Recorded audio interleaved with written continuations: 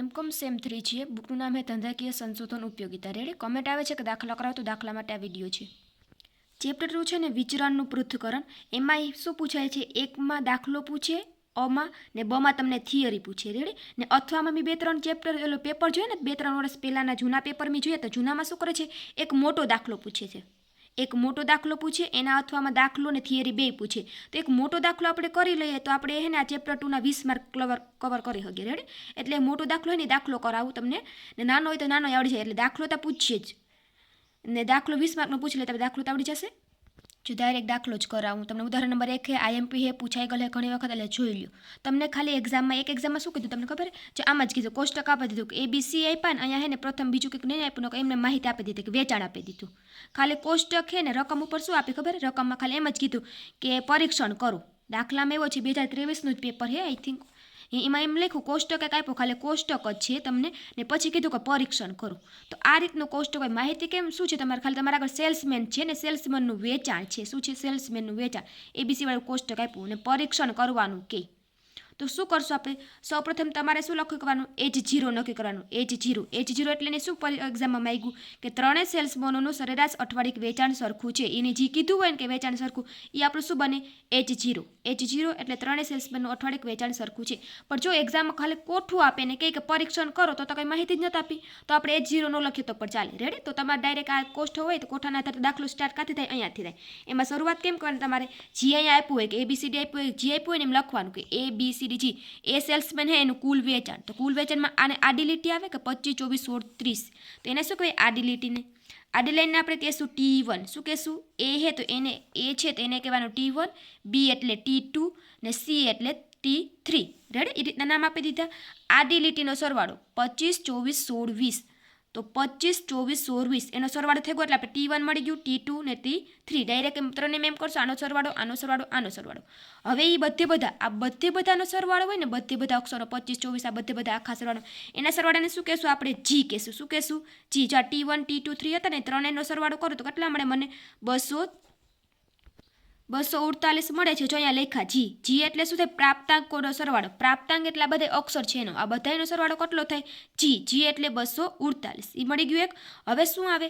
આ ઊભા અક્ષર. એટલે પહેલો પોઈન્ટ તમે શું ગોત્યો? પહેલા T1, T2, T3 ગોતી લીધા. એટલે કે જે એ હોય તો એના આડા અક્ષર છે, આડા જે શબ્દ ઓલા છે એના સરવાળો કરવાનો. રેડી?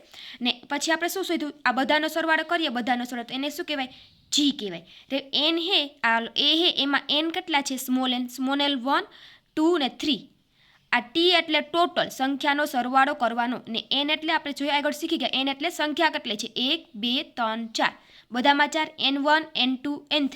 શું આવે? N1, N2, N3. સંખ્યા કેટલી? 4. ખાલી સંખ્યા. N એટલે સંખ્યા જોવાની કે આ એક પદ, આ બીજું પદ, ત્રીજું પદ, ચોથું પદ. તો N1 મળી ગયું. એ નાના N નો તમે સરવાળો કરો, નાના N નો સરવાળો, તેને શું કહેવાય? મોટો N કહેવાય. શું કહેવાય? મોટો N. એટલે કેટલા છે? આખી સંખ્યા કેટલી? સંખ્યા ગણવાની. 1, 2, 3, 4, 5, 6, 7, 8 ને 12. કેટલી સંખ્યા છે આખી?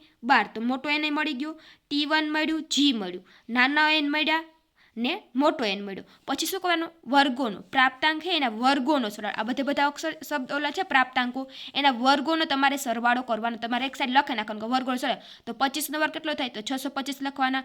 22 નો વર્ગ થાય 22 નો વર્ગ લખવાનો. 100 નો વર્ગ કેટલો થાય? 256. તો 256 લખવાના. પ્લસ 24 નો વર્ગ જે થાય એ લખવાનો. પ્લસ 20 નો વર્ગ 400 લખવાનો. પ્લસ 21 નો વર્ગ 424 જે થાય એટલું લખતું જવાનું. 100 નો વર્ગ 56. એમ રીતે બધાના વર્ગ કરે, એ બધાના વર્ગનો સરવાળો કરવાનો. એટલે તમને સંખ્યા કેટલી મળે? 5288. ગમે એ દાખલો પૂછીએ આ રીતનો હોય તો તમે પ્રથમ શું મેળવશો? T1, T2, T3 મેળવશો. એના આધારે સરવાળો કરશો બધાનો તો શું મળે તમને? G મળે. T1 કેમ મળે? આડી સંખ્યાનો સરવાળો, T2 આડી સંખ્યાનો સરવાળો, T3 આડી સંખ્યાનો સરવાળો. N1 એટલે સંખ્યા કેટલી છે? પ્રાપ્તાંક કેટલી છે? 1, 2, 3, 4. N1 એટલે 4 પ્રાપ્તાંક. એટલે N1 મળી ગયું. N1 નો ટોટલ કરો તો તમને મોટો N મળે. T1 નો ટોટલ કરો તો G મળે. રેડી? 4 વસ્તુ થઈ. પાંચમી વસ્તુ શું મળે? આ બધા પ્રાપ્તાંકો છે એ બધાના પ્રાપ્તાંકનો પહેલા વર્ગ કરવાનો. પહેલા વર્ગ જ કરવાનો. 25 નો વર્ગ, 22 નો વર્ગ, 16 નો વર્ગ, પછી બધા વર્ગ કરેલ સંખ્યા છે, પ્રાપ્તાંક છે, એનો સરવાળો લેવાનો. એટલે 5288.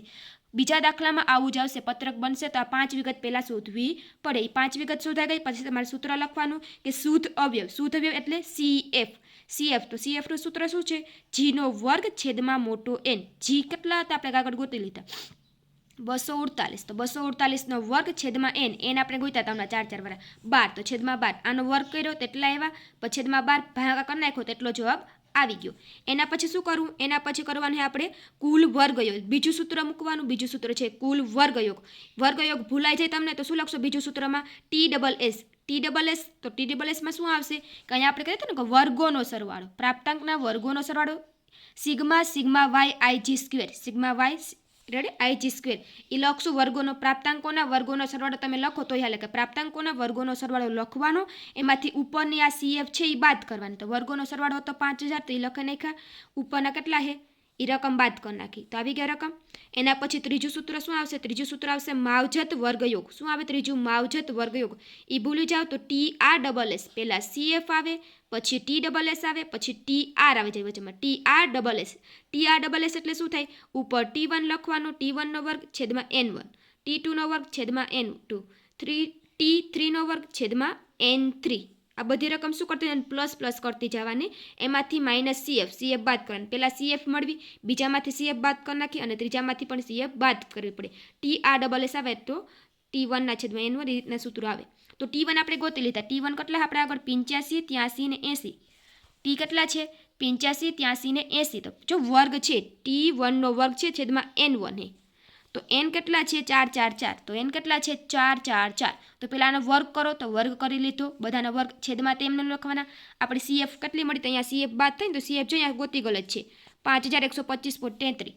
તો 5125.33 વર્ગ કરી નાખો. હવે શું કરશું? અને ભાગાકાર 4 વડે ભાંગી નાખો. 7225 છે એને 4 વડે ભાંગો તો સંખ્યા મળે ગઈ. 4 વડે ભાંગતા જાવ એટલે સંખ્યા મળી જશે. આ ત્રણેયની સંખ્યા મળી ગઈ ને આ એક રકમ બાદ કરવાની. આ ત્રણેયનો પહેલા સરવાળો કરો તો એટલી રકમ આવે, એમાંથી આ રકમ બાદ કરો એટલે સાદું રૂપિયા તમને આવડે એટલે બાદ કરી નાખો તો રકમ રૂપિયા મળી જાય તમને. રેડી? હવે છેલ્લો પોઈન્ટ છે, ચોથો પોઈન્ટ છે ભૂલ વર્ગયોગ. શું છે છેલ્લું? ESS. પહેલાં શું હતું? CF પછી TSS પછી TRSS ને છેલ્લે શું આવે? ચોથું છેલ્લું જ છે ESS. ESS એટલે શું થશે કે જે આ તમે લખ્યું ને બીજું નંબર લખ્યું, બીજા નંબરનું TSS, બીજા નંબરમાંથી ત્રીજા નંબરનું બાદ કરવાનું, TSSમાંથી TRSS બાદ કરવાનું. જવાબ શું આવે? 162. TSS નો જવાબ આવે 162. એમાંથી TRSS નો જવાબ કેટલો આવ્યો? 3.17. એ રકમ બાદ કરો તો તમને શું મળે? ESS મળે. એટલે 4 જ ગણતરી છે. 4 ગણતરી થઈ ગઈ. પછી આ એનોવાનું કોષ્ટક બનાવવાને વિચરણના પૃથ્થકરણનો કોઠો બનાવવાનો છે.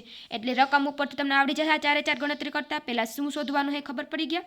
પછી આ શોધવાનું છે 4 વિગત કે CF ને TSS ને TRSS ને આ હેને અથવામાં દાખલો પૂછાય છે એટલે કરી લેજો. રેડી? તો 4 વિગત થઈ ગયા. પછી આપણે કોષ્ટક બનાવીએ તો કોષ્ટકમાં પહેલાં શું લખવાનું? આ તો તમારે યાદ રાખવું પડે કે ચલનનું ઉદ્ભવસાન લખવાનું. શું લખવાનું? ઉદ્ભવસાન. પછી વર્ગયોગ લખવાના, પછી સ્વાતંત્ર્યની માત્રા, સરેરાશ વર્ગયોગ અને Fની કિંમત. એટલું થોડુંક યાદ રાખજો, નકર એમને કોષ્ટક બનાવી લેજો. આપણે પહેલાં શું લખશું? પહેલા કોલમમાં કે સેલ્સમેનની વાત કરીએ તો સેલ્સમેનને કંઈ ભૂલ થઈ હોય તો ભૂલ લખવાની. કેની વાત થાય છે અહીંયા? સેલ્સમેન. કંઈ બીજા કોઈની વિદ્યાર્થીની વાત થાય તો વિદ્યાર્થી પહેલી લીટીમાં લખવાનું, બીજામાં ભૂલ લખવાનું. રેડી? પછી વર્ગયોગ. વર્ગયોગ એટલે શું થશે ખબર છે?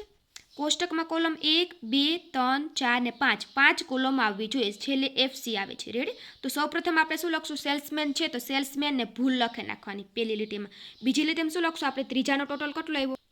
કોષ્ટકમાં ત્રીજાનો સરવાળો ત્રીજાનો છેલ્લો જવાબ કેટલો આવ્યો? 3.17. પહેલા લખવાનું 3.17. ચોથું હે ચોથાનો જવાબ કેટલો આવ્યો? 159.50. તો એનો જવાબ લખવાનો 159.50. આ બેનો સરવાળો કરી નાખવાનો તો અહીંયા આવી ગઈ રકમ. બેનો સરવાળો તો અહીંયા રકમ આવી ગઈ. પહેલું પોઈન્ટ સમજાઈ ગયું. કોષ્ટકમાં પહેલાં સેલ્સમેન લખવાનું ને ભૂલ લખવાની, વિદ્યાર્થી હોય તો વિદ્યાર્થીની ભૂલ લખવાની, પછી ત્રીજાનો જવાબ લખવાનો, પછી ચોથાનો જવાબ લખવાનો, પછી બેનો સરવાળો કરી નાખવાનો, પછી ત્રીજી લીટી આવી. ત્રીજી લાઈનમાં શું કરશું આપણે?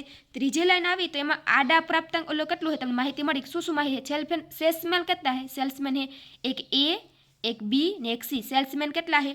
3 છે. તો હું શું કરું? એકતા બાદ હંમેશા ગમે એટલા 4 હોય તો 4માંથી 1 બાદ કરવાનું, 5 હોય તો 5માંથી 1 બાદ કરવાનું. તો અહીંયા 3 છે તો 3માંથી 1 બાદ કરવાનું. તો કેટલા વધ્યા? 2 વધ્યા. નીચે શું કરશું આપણે? ભૂલ એટલે કુલ પ્રાપ્તાંક કેટલા છે? આ કુલ તમે ગણો. લીટી કેટલી લીટી? 1 2 પ્રાપ્તાંકો કેટલા છે? n હતો ને મોટો, n કેટલા? 1 2 3 4 5 6 7 8 કેટલા છે? 12. તો 12માંથી 3 સેલ્સમેન કાઢવાના. પહેલાં શું કરશું? સેલ્સમેન કેટલા હતા? સેલ્સમેન 1 2 ને 3. 3માંથી 1 બાદ થાય ને કુલ કેટલા છે? કુલમાંથી આડી લાઈન કેટલી છે આપણી સેલ્સમેનની? 3. તો કુલ છે 12. 12માંથી તમારે 3 બાદ કરવાનું તો મળે 9. હવે આ બેનો સરવાળો શું આવે? આ બેનો સરવાળો 9માં 2 નાખીએ તો 11 થઈ ગયા. આ તમે ન કરતા હાલે, પણ આ બેનો ઉપરથી સરવાળો કરી નાખવાનો. હવે ત્રીજી કોલમ થઈ ગઈ, 3 કોલમ. ચોથી કોલમમાં તમારે પેલી હતા જે પોઈન્ટમાં તમને જવાબ મળ્યો મોટી રકમ, આ ત્રીજાનો ચોથાનો જવાબ છે, ત્રીજા રકમનો ચોથા રકમનો જવાબવાળી કોલમ બીજી છે. આ બીજી રકમને આ ત્રીજી રકમ વડે ભાંગવાના, એટલે 3.17 ભાંગ્યા 2 કરવાના. તો તમે જવાબ શું મળી ગયો. આમાં શું કરશું? આ રકમ ભાંગ્યા આ રકમ, એટલે આપણે જવાબ મળી ગયો. હવે શું કરશું? આ બેમાંથી જે મોટા હોય ને, જે મોટા એ ઉપર રહે ને નાના હોય એને વડે ભાંગે નાખવાના, તો આપણે અહીંયા કિંમત મળી જાય. રેડી? આમાંથી આને ભાંગા નાખ્યા, ભાગાકારનો જવાબ આવ્યો કોઈ છેલ્લે જવાબ મળ્યો આમાંથી ચોથી કોલમમાંથી. એમાં પાંચમા કોલમ શું કરશું? આ બેનો ભાંગાકાર કરશું, મોટા ભાંગા નાની રકમ લખશું એટલે આપણે ભાગાકાર મળી ગયો. છેલ્લે શું લખવાનું? તમારે સ્વાતંત્ર્યની માત્રા. સ્વાતંત્ર્યની માત્રા એટલે આપણે કોષ્ટકમાંથી મેળવ્યું ને કે સેલ્સમેન કેટલા છે? 3. 3માંથી 1 બાદ કરીએ તો 2 વધે, અને કુલ પદ કેટલા છે? 12 હતા, એમાંથી 3 સેલ્સમેન બાદ કરી નાખે એટલે કેટલા વધે? 9 વધે. રેડી? તો એ શું લખશું આપણે પહેલાં? કે કુલ પ્રાપ્તાંક પહેલાં લખવાના. કુલ પ્રાપ્તાંક એટલે 9 ને આ 2 એટલે સાઈડમાં લખવાના. પછી તમારે સર ટેબલમાં જોવાના હોય ને ટેબલ ઉપરથી કિંમત મેળવવાની. તો ટેબલમાં કેમ જોવા? એ ટેબલમાં 9 ને 2 એફ ટેબલમાં જોવાનું. તો આ એફ ટેબલ આપેલું છે, પેલું છે 9 ને પછી 2. તો 9 છે ને આડું જોવાનું. 9 કેમ જોવાનું? આડું. આડું 9 આવી ગયું, અહીંયા 9 છે ને 2 ઊભા જોવાના. બીજી રકમ હોય ને ઊભી જોવાની, એટલે અહીંયા 2. તો 9 2. સ્વાતંત્ર્યની માત્રા હતી 9 2 કૌંસમાં લખે તમે 9 એટલે 9 આ ઉપરની લીટી એટલે આ જોવાનું. આ 9 અહીંયા જોવાનું, તો 9 અહીંયા મળી ગયા આપણે ને 2 ઊભું તો 2 અહીંયા મળી ગયા. તો 2 ને 9 ક્યાં ભેગા થાય? અહીંયા 19.38. પેલું ઉપરની રકમ લેવાનું હોય. શું છે અહીંયા? 19.38. એ છે ટેબલની કિંમત. તેને શું કહે? એફટી. કે એફટી કેટલા મળ્યા? 19.38. ને અહીંયા શું છે કોષ્ટકમાં છેલ્લે? એફસી. એફસી કેટલા મળ્યા? 11. તો કોણ મોટું છે? ટી. 19 વાળું મોટું છે ને, તો ટી મોટો છે. જો ટેબલવાળી કિંમત મોટી હોય ને તો શું થાય? સાર્થકતાની કક્ષાનો સ્વીકાર. 5% સાર્થક કક્ષા એટલે H0 શું થાય? સ્વીકાર થાય છે. ને અહીંયા દાખલો પૂરો થાય છે. કંઈ પ્રશ્ન હોય તો કમેન્ટ કરજો.